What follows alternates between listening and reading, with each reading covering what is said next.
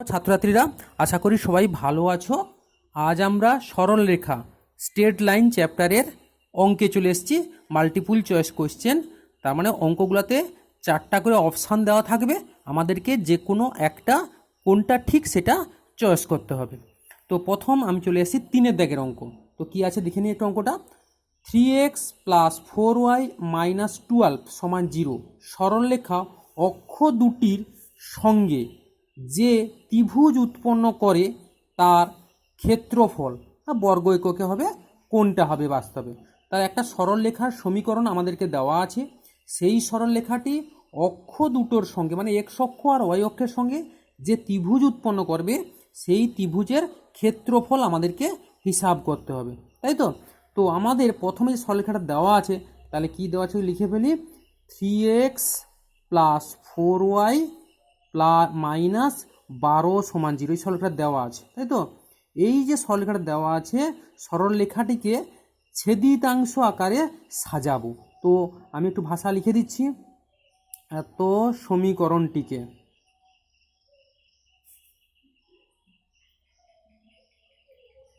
এই যে সমীকরণটা দেওয়া আছে এটাকে আমি কি আকারে সাজাবো? ছেদিতাংশ। সরলরেখার অনেকগুলো আকার শেখানো হয়েছে, ছেদিতাংশ আকারে।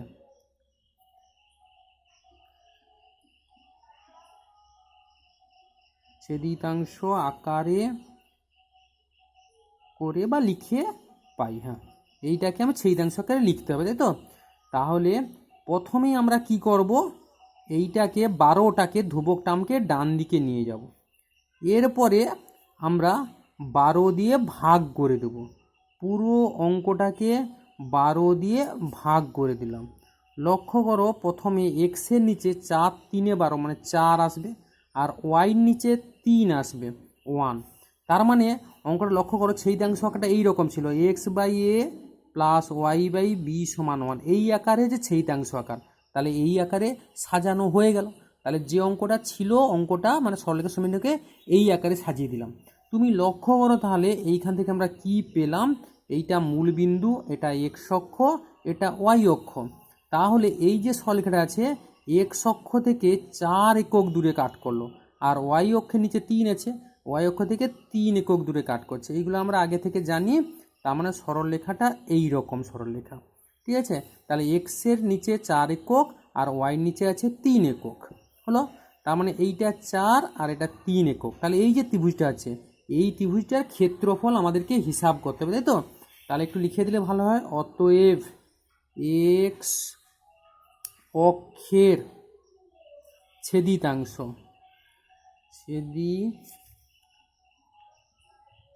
কত আসে? 4 একক।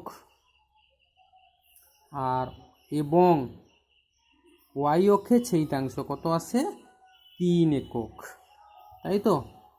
অতএব উৎপন্ন মানে ওই সরলরেখাটা যে ত্রিভুজটা উৎপন্ন,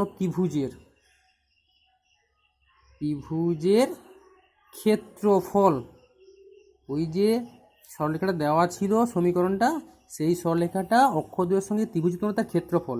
ত্রিভুজের ক্ষেত্রফলের সূত্র হাফ ইন্টু ভূমি ইন্টু উচ্চতা। হ্যাঁ, সমকোণী ত্রিভুজ তো আসছে এখানে, বুঝতেই পারছো সমকোণী ত্রিভুজ। তাহলে হাফ ইন্টু ভূমি ইন্টু উচ্চতা সমান হাফ, এটা বর্গ একক, তাই তো, এককটা হবে বর্গ একক। তাহলে ভূমি কত? 4, উচ্চতা কত? 3। তাহলে কাটাকাটি করলে 2 আসবে, এটা কেটে দিলে একটা 2, 6 বর্গ একক। তার মানে উত্তরটা আসে 6 বর্গ একক। যদি নেগেটিভ আসতো তাহলে মড দিয়ে দিবে, এখানে প্লাস আসে মানে মড নাও দিতে পারি। তাহলে দেখো অঙ্ক কোনটা হবে? সির দাগেরটা। লাস্টে উত্তর লেখার সময় সি লিখবে এবং 6 লিখবে, মানে এইভাবে অপশান দিবে এবং উত্তরও লিখবে, ঠিক আছে।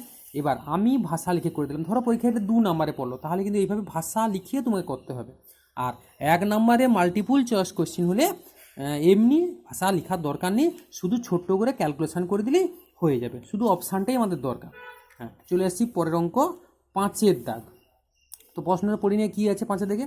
ওয়াই = -x সরলরেখাটি এক্স অক্ষের ধনাত্মক দিকের সঙ্গে যে কোণ উৎপন্ন করে সেটি হলো নিচের কোণটা, তাই তো।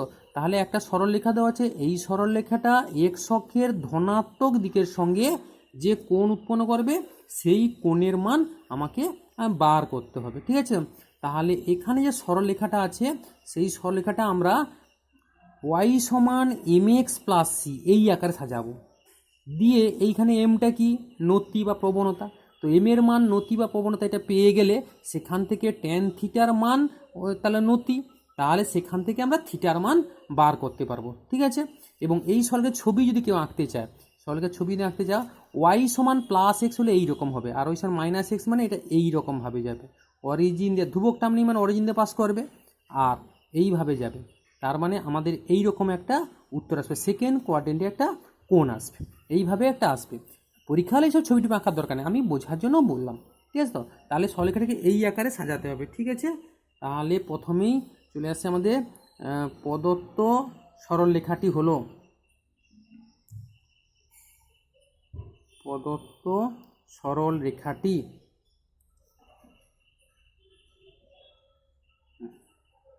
তাহলে কী দেওয়া আছে, ওয়াই সমান মাইনাস এক্স প্লাস 0 এটা দেওয়া আছে, ঠিক আছে। এবার ধরে নিচ্ছি, ধরিলাম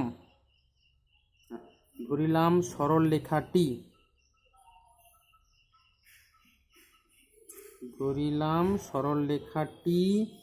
এক্স অক্ষের ধনাত্মক দিকের সঙ্গে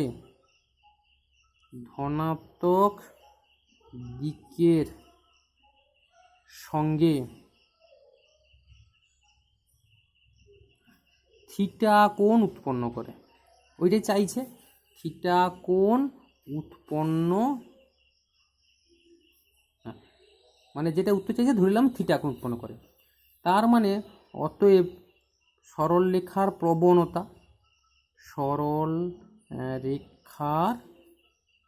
প্রবণতা কত আসবে, তাহলে ট্যান থিটা, তাই তো, যেটাকে আমরা এম হিসাবে লিখি, তাই তো। আবার এখানে সরলরেখার প্রবণতা,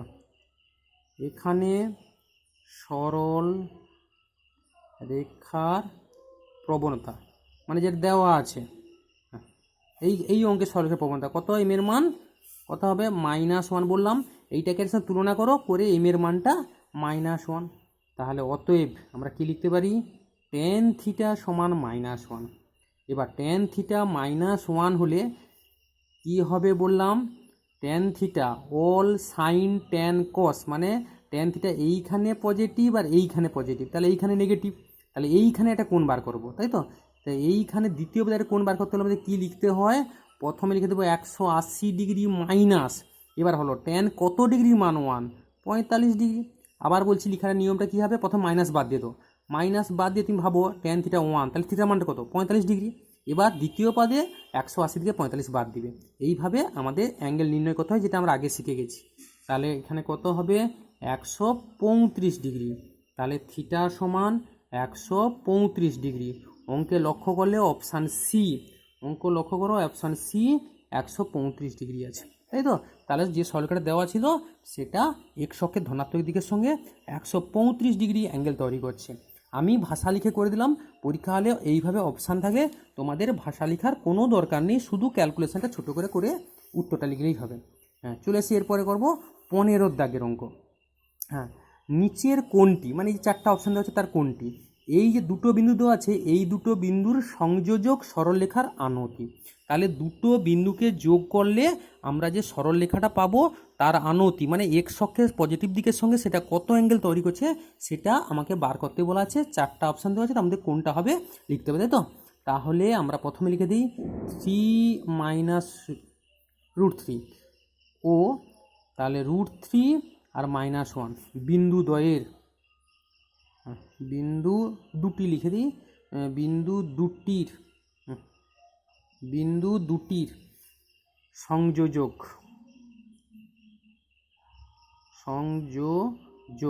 সরলরেখার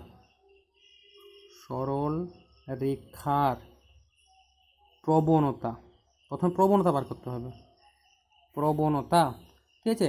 দুটো যে বিন্দু দেওয়া ছিল সেই দুটো বিন্দু যোগ করে যে সরলরেখাটা উৎপন্ন হবে তার প্রবণতা, আমরা সবাই জানি কোটিদ্বয়ের অন্তর বা এই ভুজের অন্তর, তাই তো। তাহলে কোটিদ্বয়ের অন্তর লেখা যাক -√3 -1 মানে এইটা থেকে এইটা বাদ দেবো, কোটি দ্বয়ের অন্তর y1 - y2, নিচে হবে এইটা থেকে এইটা বাদ, তাহলে এইটা, তাই তো। আবার বলছি, এই যে দুটো বিন্দু আছে, এই বিন্দু, এই y1 থেকে y2 বাদ, আর একটা আছে x1 থেকে x2 বাদ। এবার উপরটা তাহলে কত আসছে লক্ষ্য করো, √3 - +1/3 - √3। তো উপর থেকে একটা মাইনাস কমন নিলে, বা হ্যাঁ ঠিক আছে, মাইনাস কমন নিলেই √3 - 1, আর নিচটাকে √3 কমন নিয়ে এলো, তাহলে √3 - 1, তাহলে উপর নিচে √3 - 1 কেটে গেল, তাহলে -1/√3। এটা হচ্ছে সরল লেখার প্রবণতা, আমাকে চাইছে কিন্তু আনতি। তাহলে এবার আমরা কি লিখব, অতএব প্রবণতাকে কি লিখি, ট্যান থিটা। তাহলে ট্যান থিটা হচ্ছে 1/√3, এটা হচ্ছে প্রবণতা। প্রবণতা হচ্ছে ট্যান থিটা লিখতে হয়। এবার থিটা বার করতে হবে। এক্ষুনি কি বললাম, ট্যান মাইনাস চিহ্ন আছে মানে দ্বিতীয় পদে 180 ডিগ্রি থেকে বিয়োগ করতে হবে। এবার ভাবো 1/√3 মানে ট্যান কত ডিগ্রির মান, ট্যানে 30 ডিগ্রির মান, তাহলে এটা কত আসবে, ট্যান 150 ডিগ্রি। তাহলে থিটা সমান 150 ডিগ্রি। তাহলে কত অপশানটা হবে, এর দাগেরটা, এর দাগে 150 ডিগ্রি হচ্ছে উত্তর। ঠিক আছে, চলে আসি এরপরে আমরা করব 18 দাগের অঙ্ক। তো 18 দাগের অঙ্ক কী আছে, একটা সরল রেখা দেওয়া আছে, এটা সরলরেখা মূল বিন্দু থেকে দূরত্ব নিচের কোণটির সঙ্গে সমান। তার মানে সোজা কথা, মূল বিন্দু থেকে এই সরলরেখার লম্ব দূরত্ব বার করতে হবে। মূল বিন্দু থেকে এই যে সরলরেখা দেওয়া আছে, এই সরলরেখার লম্ব দূরত্ব কত সেটা আমাকে বার করতে হবে। এবার লম্ব দূরত্ব বার করতে হলে আমরা সরলরেখার অভিলম্ব আঁকা শিখে গেছি। অভিলম্ব আকারে কী হবে, x cos alpha plus y sin alpha সমান p, এইরকম ব্যাপারটা হয়। একটা সরল রেখা মূল বিন্দু থেকে দূরত্ব, এইটা হচ্ছে p, যেটা অলওয়েজ পজিটিভ হয় পিটা, এবং এই কোণটা যদি আলফা হয় তখন আমরা সরলরেখার অভিলম্ব আকার লিখি x cos alpha plus y sin alpha সমান p। তাহলে যে কোনো সরলরেখাকে যখনই মূল বিন্দু থেকে দূরত্ব চাইবে তখন তাকে এই রকম আকার লিখতে হবে। তো এই রকম আকারে লিখলে আমরা অবশ্যই তার পির মানটা পাবো, আর পির মানটা হচ্ছে মূল বিন্দু থেকে ওই সরলরেখার লম্ব দূরত্ব। ওটা বোঝা গেছে। এবার অঙ্কটা করা যাক। তাহলে প্রথমে সরলরেখা তুলে ফেলি, 3x + 4y + 15 সমান 0। ঠিক আছে, এবার আমরা কি করব, এই 15কে প্রথমে ডান দিকে নিয়ে যাব। তাহলে বা 3x + 4y সমান -15। ঠিক আছে, বা এরপর আমার কি করতে হয়, এই যে এক্সের স্কোয়ার সহগ আছে তাকে স্কোয়ার করব। তারপর এই যে ওয়াই সহগ আছে তাকে স্কোয়ার করে যোগ করব, দিয়ে তাকে রুট করব। তাহলে কত হলো, √9 + 16, তাহলে √16 আর 9 যোগ হলো 25 মানে 5। পুরো অঙ্কটাকে 5 দিয়ে ভাগ করব। কী করে ভাগ করব বুঝতে পারছো, এক্সের সহগ স্কোয়ার করছি, ওয়াই সহগ স্কোয়ার করছি, করে যোগ করছি, দিয়ে তাকে রুট করছি, করে 5 পেয়েছি। তাহলে পুরো অঙ্কটাকে 5 দিয়ে ভাগ করে দেবো। ঠিক আছে, তাহলে কত আসছে, এখানে 5 দিয়ে ভাগ করলে 3 -3। এবার ডান ধারে দূরত্ব অলওয়েজ পজিটিভ আসতে হবে, তাই তো। তাহলে পুরো অঙ্কটাকে মাইনাস দিয়ে গুণ করতে হয়। তাহলে -3 × 5x - 4 × 5y সমান 3। এটা হচ্ছে অভিলম্ব আকার। ঠিক আছে, তাহলে এটা হচ্ছে অভিলম্ব আকার, অভিলম্ব আকার। এটা হচ্ছে যে সরলটা দেওয়া ছিল তার অভিলম্ব আকার। ঠিক আছে, এবার অভিলম্ব আকারে এখানে পি কত পেয়েছো, 3। অতএব তাহলে মূল বিন্দু থেকে দূরত্ব, মূল বিন্দু থেকে লম্ব দূরত্ব, লম্ব দূরত্ব কত বাড়ালো, 3 একক। তাই তো, অপশান লেখা হলো এরটা ঠিক, তাহলে অপশানে এরটা সঠিক। তো পরীক্ষায় পড়লে সব কিছু লেখার দরকার নেই, ছোট্ট করে শুধু ক্যালকুলেশন করবে আর উত্তরটা দিবে। আমি লিখে দিচ্ছি বড় অঙ্কের জন্য কীভাবে লিখতে হবে সেটাই অ্যাকচুয়ালি করে দিচ্ছি। চলে আসছি এরপরের অঙ্ক 19। অঙ্ক কী আছে, নিচের কোন সমীকরণটি, এই একটা বিন্দু দেওয়া আছে ও এই এখানে বিন্দু দেওয়া আছে, বিন্দু দুটির সংযোজক সরলরেখার সমীকরণ। তো দুটো বিন্দু যেটা দেওয়া আছে এই একটা আর এই একটা, দুটো বিন্দুকে যোগ করলে যে সরলরেখাটা উৎপন্ন হবে তার সমীকরণ এই চারটার মধ্যে কোনটা হবে। তো আমি প্রথমে সূত্রটা একটু বলে দিই, তাহলে বুঝতে সুবিধা হয়। ধরো x1 y1 একটা বিন্দু আর x2 y2 আর একটা বিন্দু, এই দুটো বিন্দুকে যোগ করলে যে সরলরেখাটা সমীকরণ কি হয়, x - x1 y - y1 সমান x1 - x2, আর এধারে হবে y1 - y2। এইটা সূত্র তোমরা সবাই আগে থেকে জেনে গেছো, তাই তো। তো ওইটাই আমরা এখন বসিয়ে দিলেই হবে। তাহলে এখানে যে দুটো বিন্দু আছে, কী কী বিন্দু আছে, একটা -3 -4 আর একটা 2 5, ঠিক আছে? তো তাহলে এই যে দুটো বিন্দু আছে এত ও এত বিন্দু,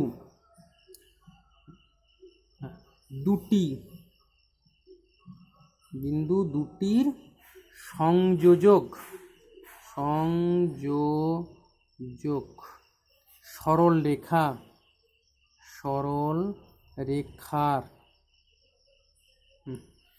রেখার সমীকরণ।